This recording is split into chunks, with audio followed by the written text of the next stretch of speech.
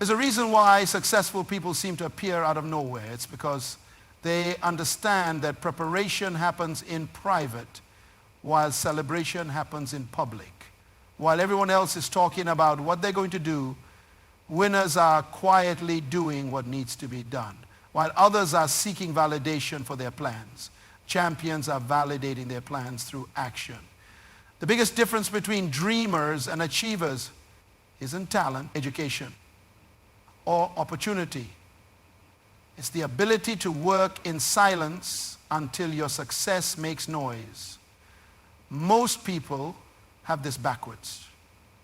And that's why most people fail before they even begin. There was a young man named Marcus who had the most brilliant business idea. He had spent months researching, planning, and preparing. His concept was revolutionary, a way to solve a problem that millions of people faced every day.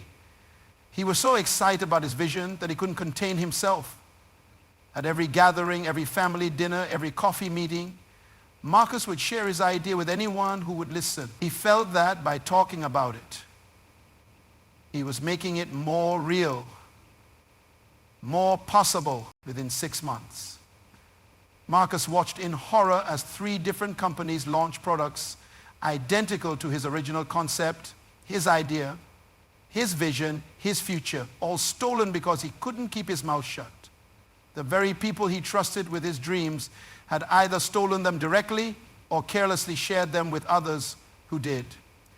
Marcus learned the hardest lesson of his life. Not everyone deserves to know your next move, you see. There is a sacred principle that governs success in this life. And most people violate it every single day. They think that sharing their vision makes it stronger. But the opposite is true. When you announce your plans too early, you don't just risk having them stolen. You risk having them destroyed before they ever have a chance to breathe. Think about this for a moment. When a woman is pregnant, she doesn't announce it to the world the moment conception happens. Why? Because she understands that the early stages of life are the most fragile. She protects that life, nurtures it in secret, allows it to develop strength before she reveals it to the world. Your dreams, your visions, your next moves, they follow the same principle. The moment you conceive an idea, it becomes pregnant with possibility. But just like a physical pregnancy, there's a period of development that must happen in private. During this time, your vision is vulnerable. It needs protection, nurturing, and the right environment to grow.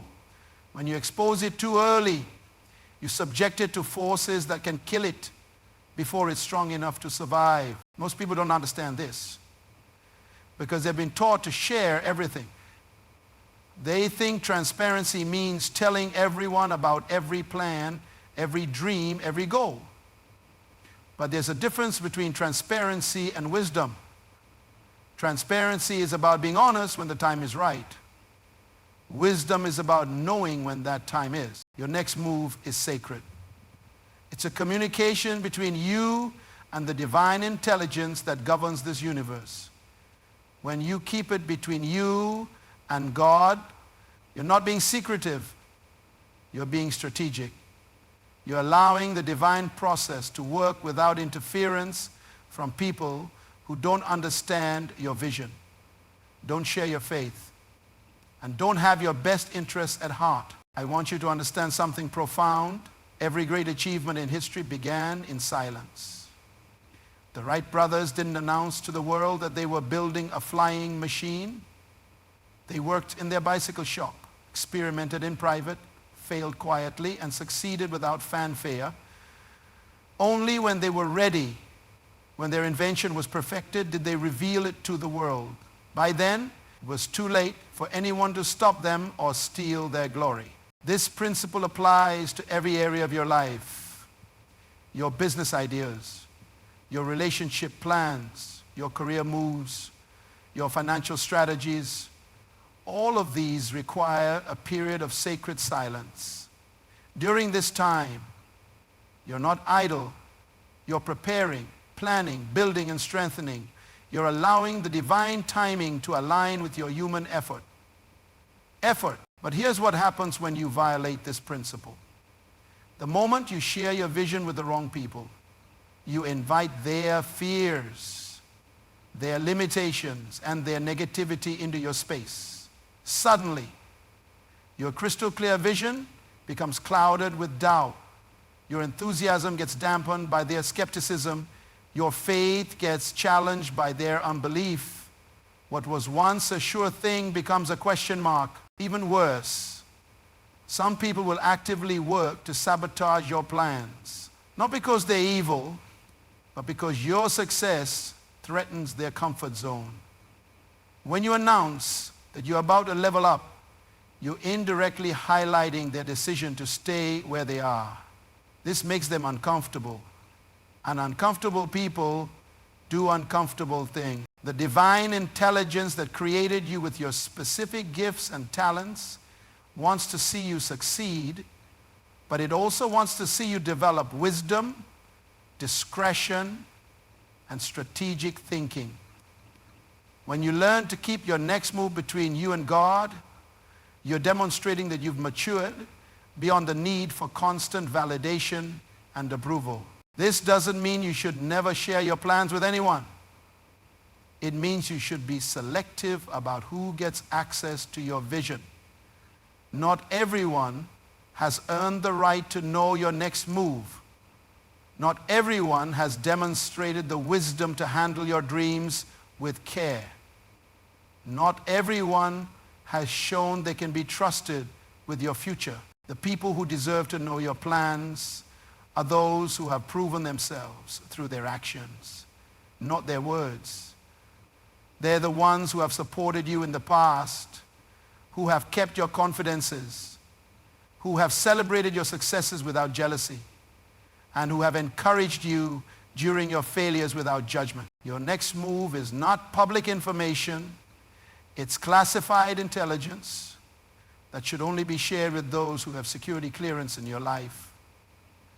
When you treat your vision with this level of respect and protection, you're creating the conditions for it to flourish and succeed. The power of sacred silence is not about being secretive.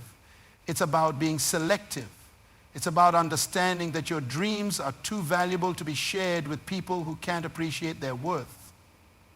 It's about recognizing that divine timing often requires human patience. And that patience includes keeping your mouth shut until the right moment arrives. Maria had always been an artist at heart. For years, she worked her regular job while secretly saving money and planning to open her own art gallery. She had found the perfect location, negotiated with suppliers, and even selected the artist whose work she wanted to showcase. Her vision was clear, her plan was solid, and her passion was undeniable. She was just 3 months away from making her dream a reality. But Maria made a fatal mistake. She couldn't contain her excitement any longer. At her cousin's wedding, surrounded by family and friends, she announced her plans with enthusiasm and pride. She shared every detail, the location, the investment amount, the timeline, even the names of the artists she planned to feature. She expected celebration, encouragement, and support. Instead, what she got was a room full of dream killers disguised as concerned relatives. Art galleries fail all the time, said her uncle. You're too old to start something new, whispered her aunt. Why would you leave a secure job for something so risky? Questioned her brother. You don't have any business experience, her mother reminded her. Maybe you should think about this more carefully, suggested her best friend. Within weeks, Maria's confidence had been shattered.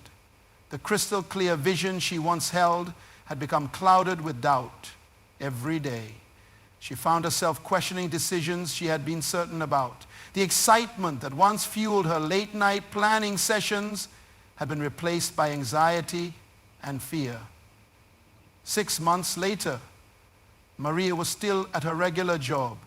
Her gallery dream, nothing more than a painful memory of what could have been. Maria's story is not unique. It happens every single day to people who fail to understand a fundamental truth. Not everyone can handle your vision. When you share your dreams prematurely, you're not just seeking support, you're subjecting your vision to the limitations, fears, and failures of others. You're allowing people who have never achieved what you're trying to achieve to influence your decisions about your future. This is what I call the assassination of dreams through premature exposure. It's not always intentional, but it's always devastating. The people who kill your dreams are often the same people who claim to love you the most. They think they're protecting you from failure, but what they're really doing is protecting themselves from the discomfort of watching you succeed where they were afraid to try. When you announce your plans too early, you open yourself up to spiritual warfare that you're not prepared to fight. Negative words carry negative energy, and that energy attaches itself to your vision like a virus. Every discouraging comment, every expression of doubt, every prediction of failure becomes a weight that your dream has to carry. Eventually, the weight becomes too heavy and your vision collapses under the pressure of other people's limitation. The enemy of your success doesn't always come dressed as an enemy. Sometimes it comes dressed as a concerned friend, a protective parent, or a realistic advisor. These people will flood your mind with statistics about failure rates, stories about others who tried and failed, and reasons why your situation is different from those who succeeded. They'll convince you that being cautious is wise, that taking risks is foolish, and that dreaming big is unrealistic. But here's what they don't understand. Your vision wasn't given to them. It was given to you. The divine intelligence that planted that seed in your mind didn't consult with your family, your friends, or your co-workers. It didn't take a survey to see if everyone approved. It chose you specifically because you have what it takes to make it happen. When you keep your next move between you and God, you protect your vision from the contamination of other people's fears. You maintain the purity of your original inspiration. You preserve the energy and enthusiasm that are essential for turning dreams into reality. You create a sacred space where your vision can develop without interference from those who don't understand it. The people who discourage you from pursuing your dreams are usually the same people who regret not pursuing their own. They're projecting their own fears, their own failures, and their own limitations onto your situation. They're trying to keep you at their level because your success would remind them of their own unfulfilled potential. And then, shame upon you for taking your big power. Your dreams are not public property. They are private communications between you and the divine source of all creation. When you treat them as such, you give them the respect and protection they deserve. You create an environment where they can grow strong enough to survive the criticism and opposition that will inevitably come once you make your move. Remember this, the same people who discourage you from starting will be the first to ask how you did it once you succeed. Protect your vision from their influence now, and you'll have the privilege of inspiring them with your results later. There's a profound law that governs all of creation. And when you understand it, you'll never again make the mistake of exposing your vision too early. It's called the law of incubation, and it operates in every area of life without exception. Watch how nature works. When an eagle lays her eggs, she doesn't announce it to the entire forest. She doesn't invite other birds to come see what she's accomplished. She doesn't seek validation or approval from the community.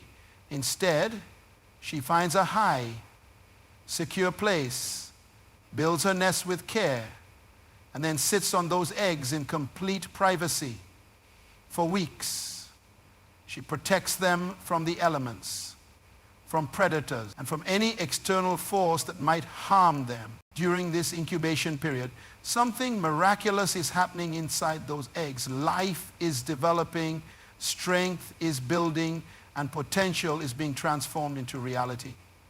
But this process can only happen in the right environment, an environment of warmth, protection, and undisturbed peace. If those eggs were exposed to the cold, to attacks from predators, or to the chaos of the forest, the life inside would die before it ever had a chance to emerge. Your next move is exactly like those eagle eggs. When the divine intelligence plants a vision in your mind, it's not ready for public consumption. It's in the early stages of development, and it requires a specific environment to grow. That environment is not your family's living room, not your workplace break room, and not social media. That environment is the sacred space between you and God. During this incubation period, you're not being lazy or inactive. You're working harder than ever before. But you're working in private. You're researching, planning, preparing, and building. You're developing the skills you'll need, gathering the resources you'll require, and strengthening the faith that will sustain you. This is not the time for announcements. This is the time for advancement. The tragedy is that most people violate this natural law because they don't understand its purpose. They think that sharing their vision will make it stronger. But incubation doesn't work that way. When you remove an egg from its protective environment too early, you don't accelerate the process, you terminate it. When you expose your vision to the wrong influences too soon, you don't get support, you get sabotage. This is why successful people often seem to appear overnight.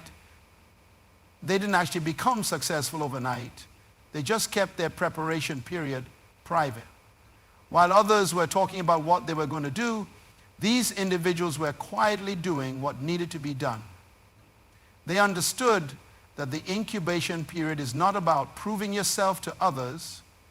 It's about preparing yourself for what's coming. Your vision needs time to develop its own strength, its own identity, and its own resistance to external pressure. When you keep it between you and God during this critical period, you're allowing it to grow without the contamination of other people's fears, doubts, and limitations. You're giving it the pure environment it needs to become everything it was designed to be. Think about the greatest achievements in your own life. The ones that truly mattered. The ones that changed your trajectory. The ones that brought you the most satisfaction. I guarantee you that every one of them had a period of private preparation before the public presentation. You may not have realized it at the time, but you were following the law of incubation. The divine intelligence that created you with your specific gifts and talents operates by this same law. It doesn't rush the process, it doesn't skip steps, and it doesn't seek approval from others. It works in the hidden place, developing and strengthening your vision until it's ready to emerge with power and purpose. When you align yourself with this divine process, you become unstoppable. Not because you're stronger than everyone else, but because you're working in harmony with the laws that govern success. You're not fighting against the current. You're flowing with it. There's a young shepherd boy in history who understood this principle better than most adults ever will. His name was David. And while everyone knew him as the kid who took care of sheep, he was secretly preparing for something far greater. Day after day, in the solitude of the fields, David was developing skills that would one day make him legendary. He was learning to use a sling with deadly accuracy, building strength by protecting his flock from lions and bears, and developing the courage that comes from facing dangerous situations alone. But David didn't announce his training to anyone. He didn't post about his victories on social media. He didn't brag about the wild animals he had defeated or the skills he was developing. He simply worked in silence, allowing his abilities to grow strong in private. When the moment came to face Goliath, David wasn't nervous about proving himself. He was confident because he had already proven himself in the secret place. This is the strategy of stealth success, and it's how every truly successful person operates. They don't build their reputation on promises. They build it on performance. They don't seek attention for their preparation. They seek attention for their results. They understand that the time for talking comes after the time for doing, not before. Most people have this backwards. They want to announce their intentions before they've developed their capabilities. They want recognition for their plans before they produce any results. They want to be celebrated for their potential before they've demonstrated their performance. This approach doesn't create success. It creates accountability without ability, pressure without preparation, and expectation without execution when you move in stealth mode. You're not being sneaky, you're being strategic. You're giving yourself the gift of time to develop your skills without the pressure of public scrutiny. You're allowing yourself to make mistakes, learn lessons, and improve your approach without having to explain or justify every decision to people who don't understand your vision. The most successful people in business, sports, entertainment, and every other field operate this way. They perfect their craft in private before they perform it in public. They build their foundation without seeking applause. They develop their expertise without demanding recognition. They know that the work speaks louder than words, and results speak louder than promises. This strategy also protects you from the dream killers who are always watching for someone to fail. When you announce your plans too early, you give these people a timeline to watch, a standard to measure you against, an ammunition to use against you if you encounter delays or obstacles. But when you move in stealth mode, you control the narrative. You decide when to reveal your progress, when to share your achievement, and when to announce your success. Your next move doesn't need a press release. It needs persistence. It doesn't need an announcement. It needs action. It doesn't need validation from others. It needs dedication from you. The people who matter will recognize your results when you produce them. The people who don't matter will always find something to criticize regardless of what you do. The strategy of stealth success is not about being secretive. It's about being selective with your energy, your time, and your attention. Instead of spending your energy explaining your vision to people who can't see it, you invest that energy in making it real. Instead of wasting time defending your plans to people who don't support them, you use that time to execute those plans with excellence. When you finally emerge from your preparation period, you won't emerge as someone with a good idea. You'll emerge as someone with proven results. You won't be asking for permission. You'll be announcing your arrival. There's a crucial distinction that most people miss when they think about keeping their next move between them and God. They confuse secrecy with privacy. And this confusion can paralyze them from taking any action at all. Let me tell you about a man named Robert who learned this distinction the hard way and how it transformed not just his business, but his entire approach to life. Robert was a talented engineer who had developed a revolutionary water purification system that could provide clean drinking water to remote communities at a fraction of the current cost. His invention could literally save millions of lives and transform entire regions. But Robert had been hurt before by people who stole his ideas. So he went to the opposite extreme. He told absolutely no one about his invention, not even the people who could help him bring it to market, for 3 years. Robert sat on his breakthrough, paralyzed by the fear that someone would steal his concept. He had confused keeping his move between him and God with keeping it away from everyone, including the very people that God had positioned to help him succeed. His invention remained in his workshop, helping no one, changing nothing, because he couldn't discern the difference between premature exposure and strategic sharing. One day, Robert's younger brother visited him and accidentally discovered the water purification system. His brother, who worked in international development, immediately recognized the potential impact and asked why Robert hadn't shared this with anyone. Robert explained his fear of having his ideas stolen again. His brother said something that changed everything. "Robert, maybe God gave you this idea not to hide it, but to share it with the right people at the right time. Maybe your job isn't to protect it from everyone, but to protect it until you find the right partners." That conversation transformed Robert's understanding of divine timing and strategic sharing. He realized that keeping his next move between him and God didn't mean keeping it away from everyone forever. It meant keeping it away from the wrong people until he could share it with the right people. It meant protecting his vision during its vulnerable development phase so that it could be strong enough to survive the challenges of implementation. Robert began to pray for discernment about who should know about his invention and when.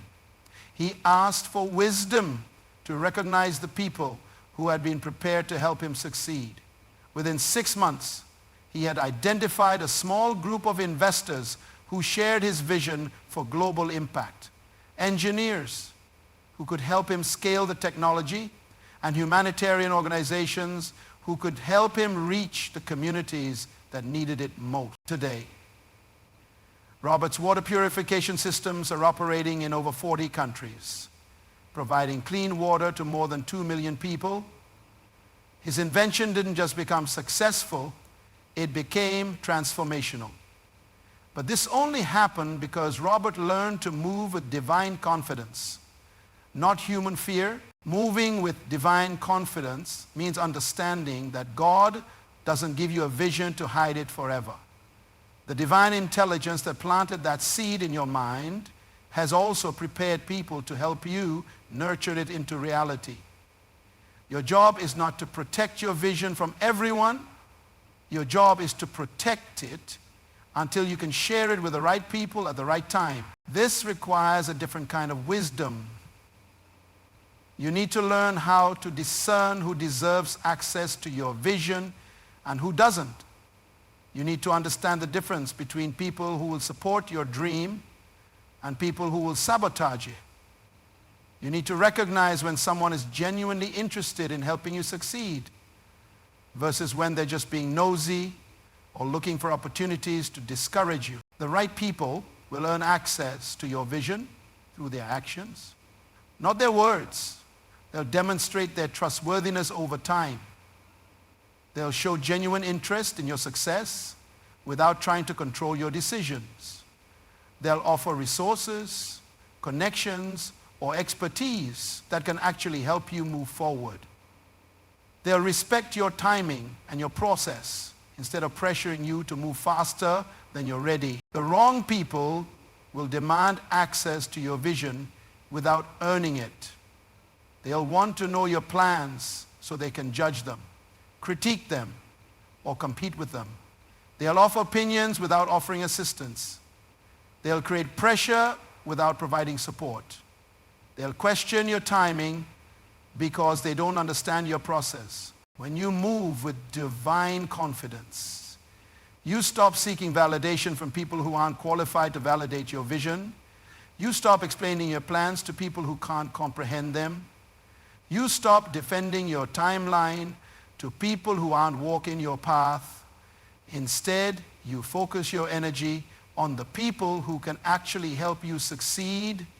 This doesn't make you arrogant, it makes you wise.